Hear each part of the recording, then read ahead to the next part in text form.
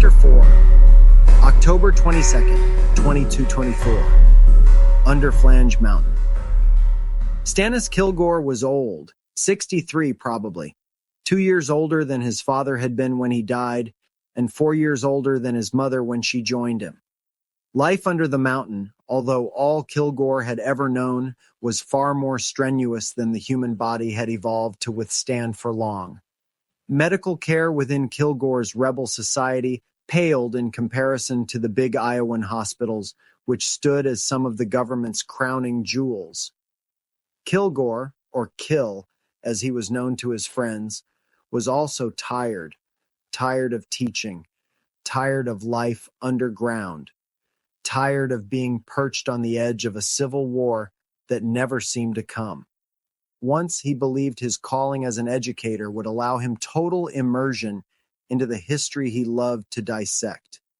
However, with the population boom foreshadowing inevitable war, history gave way to tactical training. A steady stream of young people came through his classroom, never seeming to ebb, but rather increasing in intensity and purpose. War was coming. Everyone under the mountain knew it. The exact where and when of the impending conflict was still anyone's guess. As a distant cousin of the artist Flange, Kill was expected to assume the helm of leadership. It reminded the aging teacher of the arranged marriages that archaic societies had considered normal just centuries ago. He was a warrior by birth, with Flange blood in his veins, and predestined to lead the charge, even if it was from behind the lectern. Even if he hadn't bloodied a knuckle in 2 decades, perhaps closer to 3. His family was part of the ruling class, admired for their genetic heritage rather than their tactical skills. When Kill decided to teach, it was seen as scandalous, akin to a Brahmin dirtying his hands. Kill stood firm. Early on, he had dreamt of escaping the stifling life of leisure that was his birthright, with its acidulating boredom, which had driven him to a fondness for books as a child. Little did he know that the specter of war would first twist and then sever his once idealistic plans. In addition to the traditional education every Flange citizen received, philosophy, history, and more, a 4-year sequence of tactical logic and statistical logistics had been implemented.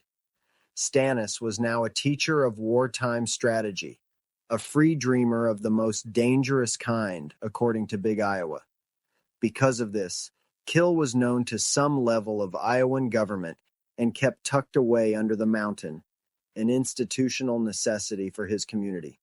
While not engaged in a full-fledged war with Iowa, the Flange did conduct raids into populated territory to procure essential supplies. As long as body counts on both sides remained low, the Iowan government regarded these infrequent skirmishes as a necessary evil. But as the free dreamer population continued to grow, the raids became more frequent, and Iowa's patience, like the Flange's population, was nearing a critical threshold. "Call it a day, Kill?" The voice came from behind the strategy teacher. It was Mica, the logistics dean and Stannis Kilgore's longtime friend. Always eager for a dram of the Moxie at Friends, Mica was glad to see the last of his students file out of the classroom. Stannis didn't need to see his friend's smiling face to know both the answer to the question and the question itself. "Yeah, sure," Kill said. "I'm done here. I swear, the standards sent down from up top get trickier every year. The 10th year essays are tougher than my graduate exams." "It's coming, you know that, right?" Mica said. This mystical conflict that would let free dreamers merge into the light of Iowan society had been a whisper and rumor for as long as Kill could remember. "It's been coming since we sat at these desks," Kill said. "I don't jump at every administrative blip that comes down the pike. You know that. All I want to do is wind down these last few years and do my best not to go sun crazy under the rocks. I may teach war, but all I want is peace. And all I want," Mica said, "is a bit of Moxie. Remember Moxie, Professor? Kill shook his head. Ah, youth. How could I forget? By this time yesterday, we were already at Friends. Yeah, well, Friends said this new batch should be about ready, and she thinks it's going to be a good one. She always thinks it's going to be a good batch. She sells the stuff. But I've never heard you complain about anything she's cooked up. And you never will, Mica retorted. Rotation's over, so let's get going, huh? I've been dreaming about it all day. Moxie was the fermented sap of a particular cactus, rarely found wild but easily cultivated underground. Artificial light tubes supplied the necessary UV and heat for growth. A crop took about 19 months to grow, and fermentation took another 5 to complete. The result was a thick, mildly hallucinogenic liquor that allowed the consciousness to expand. Conversation, art, philosophy all took on new heights with Moxie.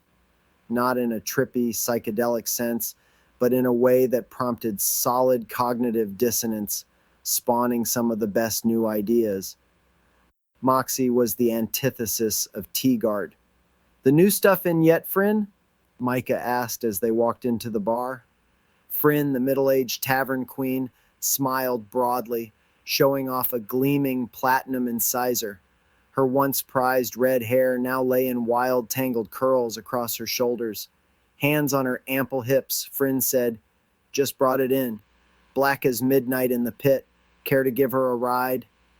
Mica grinned. "You know I do. Kill, what about you?" Kill sat back, arms folded. "It's black, huh?"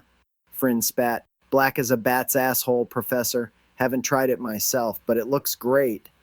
Kill wondered if he had the strength tonight for Moxie, knowing full well he would give in eventually. The last 2 days of grading qualification essays had certainly taxed him. "Come on, Kill," Mica pleaded. "I just read that new treatise on collaborative retaliation. I can't wait to tell you about it. You're going to love it." "Tell me about it now if you want, without the Moxie." "Yeah," Mica said, "but if I want to submit my response, I'd like your input. First the Moxie, then I'll spring for a hookah of green apple sheesh. You know you want to." Kill did want to. "Okay, 2 of your darkest, Fryn." "That's the boy," Fryn cheered, turning to retrieve the Moxie. Mica nearly hooted. "Our table's open in the back too. After the Moxie, I'll want the green double apple sheesh.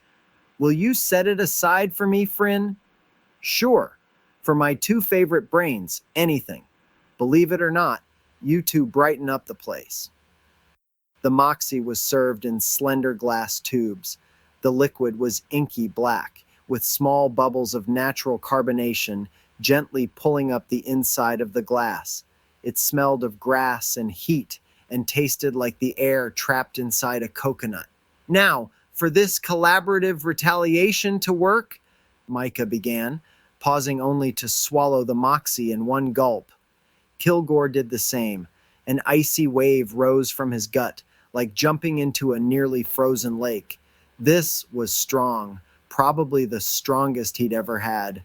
As the cold mist reached the back of his eyes, the lights in Fryn's small bar throbbed with golden intensity. "Wow, Fryn, this is good, real goo," Mica began. Kill started to nod before deep blackness overcame him, and he was no more.